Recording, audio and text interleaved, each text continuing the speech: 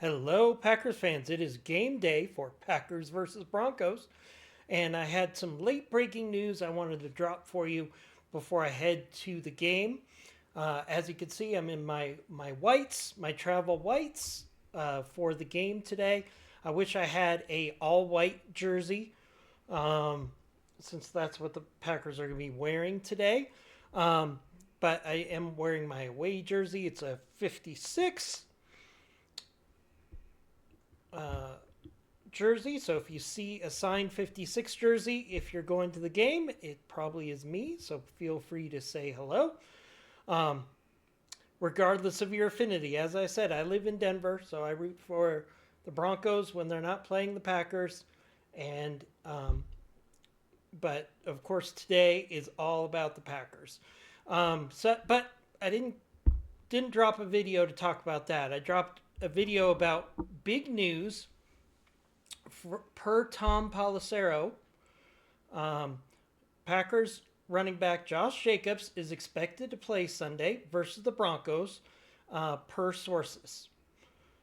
In addition, Tom Pelissero also mentions, that Emmanuel Wilson, who is questionable with an illness, plans to play, but depending on how he feels in the morning. So very much like the pregame show that I dropped earlier today. If you last night, if you haven't watched that yet, please watch that because it gives you the keys to the game. We talk about key matchups for the game, and I talked about the fact that I do think that Josh Jacobs will play, and I also said that I think Emmanuel Wilson, if he's healthy enough, will play as well because he is a former Bronco. He was briefly on the team, and he's mentioned this week that he would love to make some plays against the Broncos because they gave up on him. So we have Josh Jacobs and hopefully Emmanuel Wilson, who's very motivated, playing in this game. Now, as of this morning, the line has not moved. I thought it would move up to maybe 2 points for the Packers, -2 for the Packers, if they were declared eligible. And that might happen once we get the official activations and deactivations in a couple hours. So if you're looking to put some money on the Packers giving up the 1.5, you might want to do that before it switches to 2, which I think it will do before game time. If both Josh Jacobs and Wilson are active for this game, I think it's really going to add an additional point or half a point to the spread for this game. Very excited, not just about the move in the point spread, but the fact that this really gives Matt LaFleur all of the weapons at his disposal to combat the Broncos' defense. Having Josh Jacobs and Wilson is very important because even if Wilson is not feeling 100%, if he could spell Josh Jacobs, maybe every other series for a couple downs or so, that would really help Josh Jacobs stay fresh in the high atmosphere here in Denver. So I'm very excited about the possibility of having both of those players available. It also completely keeps the playbook wide open for Matt LaFleur. If Josh Jacobs and Wilson didn't play, it would really curtail what they could do in a rushing attack, and then the Packers would really have to go 3 wide receiver most of the game and really focus on trying to make plays through the air. So having both of those weapons, especially on the road in a game that's going to be a very long game for both teams because of the atmosphere and the altitude, this is really good positive news for the Packers. I still believe the Packers can win. My prediction, which I also had in the pregame show, was the Packers will win 21-17. That was with the expectation that Josh Jacobs at least would play.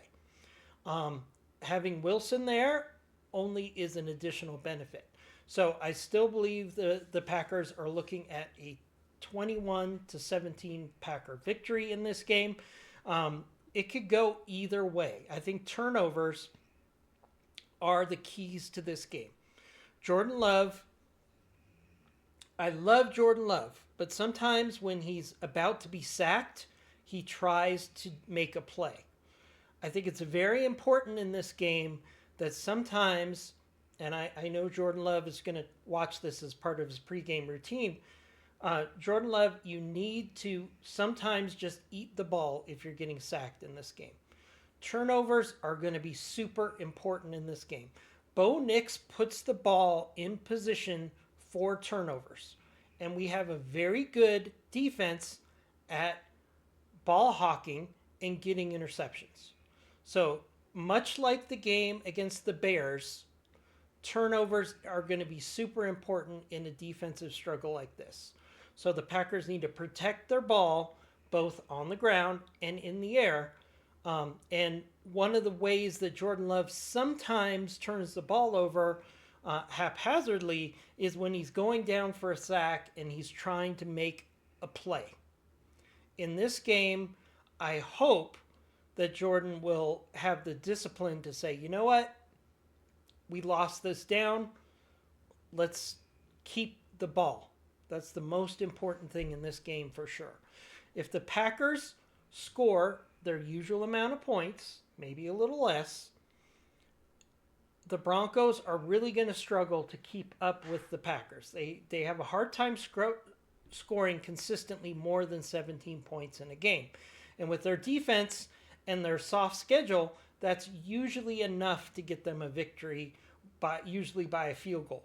I've watched now the last 6 games for the Broncos.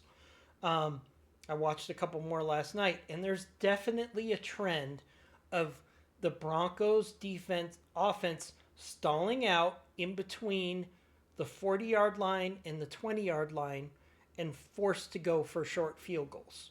It's something that definitely happens against bad teams and against good teams. So that tells me that the Broncos don't get enough big plays to consistently score points.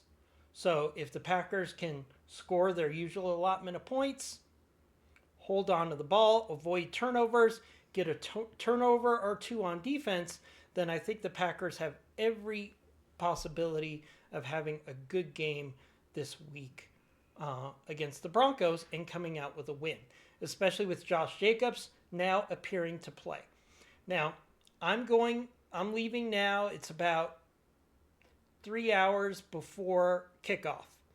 An hour and a half before kickoff, they will have their activations and deactivations, so watch those closely. But all indications are, and Tom Pelissero, his sources are great.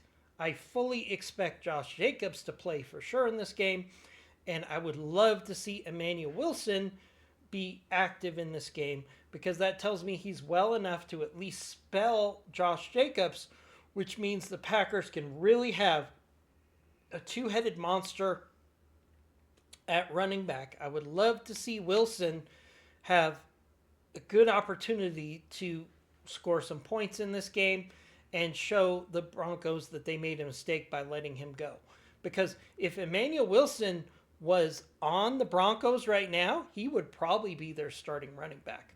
I really like Harvey, but Harvey is really a third down back, in my opinion. He's great around the goal line, but the Broncos struggle to get to the goal line, especially against really good defenses.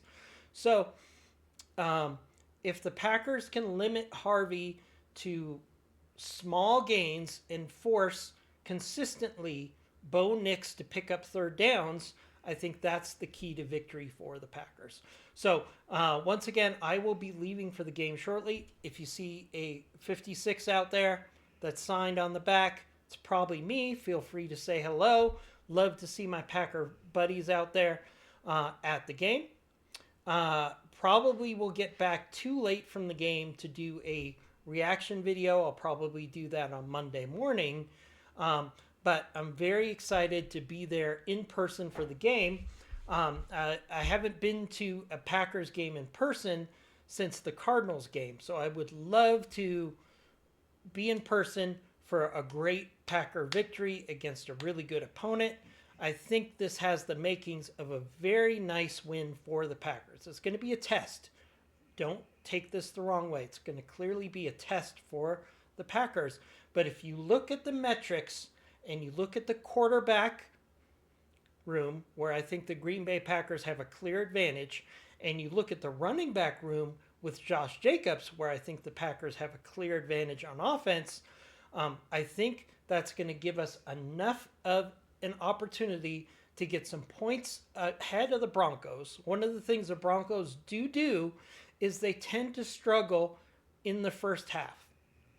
If the Packers can build up a lead and further force the Broncos into throwing the ball, this could be a really good opportunity for the Packers to take the crowd out of the game and really force Bo Nix to win the game. I think if we can put the ball, the winning and losing, in the quarterback's hands, both for Jordan Love and for Bo Nix, I'm pretty confident that Jordan Love can win that quarterback duel.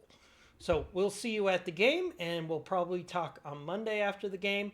But I just wanted to give you that update that it looks like Josh Jacobs and possibly Wilson will both be available for the Packers running game, which is a really big benefit for the Packers.